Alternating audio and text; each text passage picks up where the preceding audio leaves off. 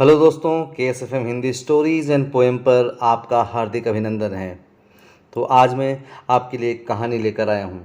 चलिए सुनते हैं आज की कहानी। मैं एक दुकान में ख़रीदारी कर रहा था। तभी मैंने उस दुकान के कैशियर को एक 5-6 साल के लड़के से बात करते हुए देखा। कैशियर बोला, माफ़ करना बेटा, लेकिन इस गुड़िया को ख़रीदने के लिए तुम्हारे पास पर्याप्त पैसे नहीं हैं। फिर उस छोटे से लड़के ने मेरी ओर मुड़कर पूछा, अंकल, क्या आपको भी यही लगता है कि मेरे पास पूरे पैसे नहीं हैं? मैंने उसके पैसे गिने और उसे कहा, हाँ बेटा, यह सच है कि तुम्हारे पास इस गुड़िया को खरीदने के लिए पूरे पैसे नहीं हैं। वह नन्हा सा लड़का अभी भी अपने हाथों में गुड़िया थामे हुए खड़ा था। मुझसे रहा नहीं गया। इसके बाद मैंने उसके पास जाकर उससे पूछा कि यह गुड़िया वह किसे देना चाहता है। इस पर उसने उत्तर दिया कि यह वो गुड़िया है जो उसकी बहन को बहुत प्यारी है और वह इसे उसके जन्मदिन के लिए उपहार में देना चाहता है। यह गुड़िया पहले मुझे मेरी मम्मी को देना है, जो कि बाद में जाकर मेरी बहन को दे देंगी। यह कहते कहते उसकी आंखें नम हो आई थी। मेरी बहन भगवान के घर गई है और मेरे पापा कहते हैं कि मेरी मम्मी भी जल्दी ही भगवान से मिलने जाने वाली हैं। तो मैंने सोचा कि क्यों ना वो इस गुड़िया को अपने साथ ले जाकर मेरी बहन को दे दें। मेरा दिल धड़क सा रह गया। उसने ये सारी बातें एक सांस में ही कह डाली और फिर मेरी ओर देखकर बोला, मैंने पापा से कह दिया है कि मम्मी से कहना कि वह भी न जाएं। वो मेरा दुकान से लौटने तक का इंतज़ार करें। फिर उसने मुझे एक बहुत प्यारा सा फ़ोटो दिखाया जिसमें वह खिलखिलाकर हंस रहा था। इसके बाद उसने मुझसे कहा, मैं चाहता हूँ कि मेरी मम्मी मेरा यह फ़ोटो भी अपने साथ ले जाए ताकि मेरी बहन मुझे भूल नहीं पाए।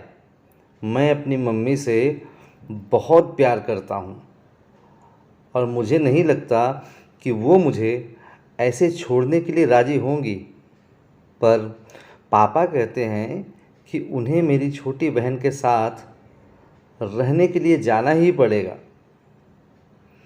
इसके बाद फिर से उसने उस गुड़िया को गमगीन आँखों से खामोशी से देखा।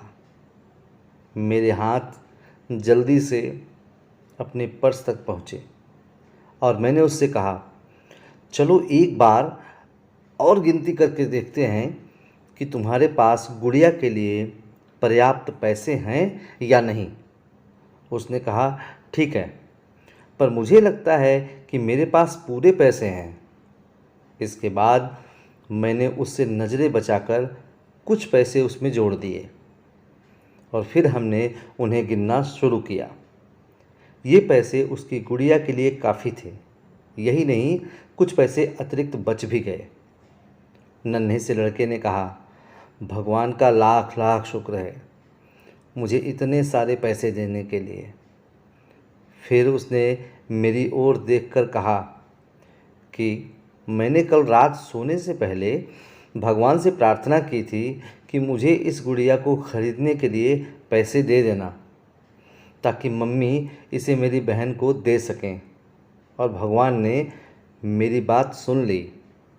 इसके अलावा मुझे मम्मी के लिए एक सफ़ेद गुलाब खरीदने के लिए भी पैसे चाहिए थे, पर मैं भगवान से इतने ज़्यादा पैसे मांगने की हिम्मत नहीं कर पाया था।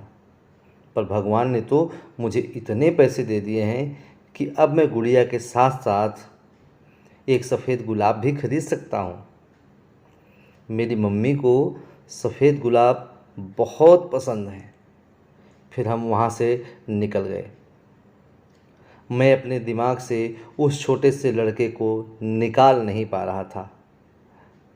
फिर मुझे 2 दिन पहले ही स्थानीय समाचार पत्र में छपी एक घटना याद आ गई, जिसमें एक शराबी ट्रक ड्राइवर के बारे में लिखा था जिसने नशे की हालत में मोबाइल फ़ोन पर बात करते हुए एक कार चालक महिला की कार को टक्कर मार दी थी, जिसमें उसकी 3 साल की बेटी की घटनास्थल पर ही मृत्यु हो गई थी और वह महिला कोमा में चली गई थी। अब एक महत्वपूर्ण निर्णय उस परिवार को ये लेना था कि उस महिला को जीवन रक्षक मशीन पर बनाए रखना है अथवा नहीं, क्योंकि वह कोमा से बाहर आकर स्वस्थ हो सकने की अवस्था में नहीं थी। क्या वह परिवार इसी छोटे लड़के का ही था? मेरा मन रोम रोम कांप उठा। मेरी उस नन्हे लड़के के साथ हुई मुलाकात के 2 दिन बाद मैंने अखबार में पढ़ा कि उस महिला को बचाया नहीं जा सका।